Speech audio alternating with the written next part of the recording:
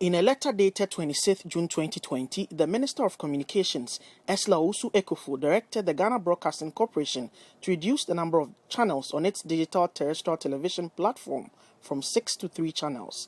The minority at a press briefing addressed by Ningo Prampram MP Sam George expressed disagreement with the decision, indicating it is illegal and an affront to press freedom. The next question we'll want to ask is, what is the reason for government's need? We are told that the DTT is, if you read the minister's letter, she says that the DTT is at full capacity and government does need spectrum. Well, if government needs spectrum, the ministry should rather be focused on completing the digital switchover. Because when they complete the digital switchover, you're going to have a lot of white spaces, which is additional spectrum for government to use. I mean, this is, for want of a better phrase, a lazy approach at trying to get spectrum, if really the need is spectrum. Because if the need is spectrum, everybody knows that when you do the digital switchover, you're going to get a lot of analog spaces that national security, whatever government considerations, in fact, it's going to have considerations for bandwidth in the country and speed of bandwidth. So the ministry should have rolled over or done the switchover in 2017.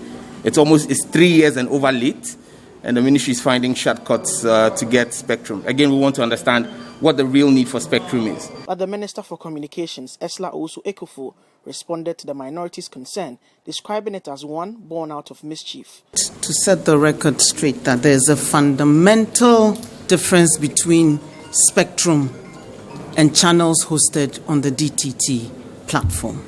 They are not the same. The DTT platform has capacity for 40 channels. That 40 channel capacity is used up. Has nothing to do with spectrum. There may be more spectrum available, and there will be more spectrum available after the completion of the DTT process. That is not what we are doing here or working on here. As the NCA, which allocates spectrum and manages the digital switchover process as indicated, the channel is used up, capacity on the DTT platform is used up.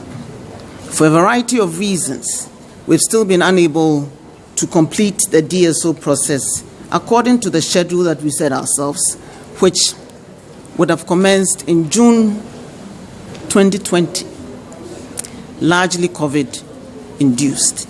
On the floor of the House, the Attorney General and the Minister for Justice, on behalf of government, presented the Criminal Offences Amendment Bill to Parliament. Citi News sources indicate that the mid-year budget review will be read by the Minister for Finance on the 23rd of July, right here in Parliament, which is next week.